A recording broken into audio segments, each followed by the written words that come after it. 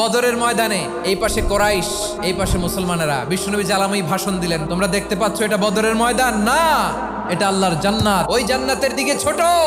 বিশ্বনবীর কথা শোনা মাত্র সাইয়েদনা উমাইর ইবনুল হুমাম বললেন বাখ বাখ, মানে চমৎকার।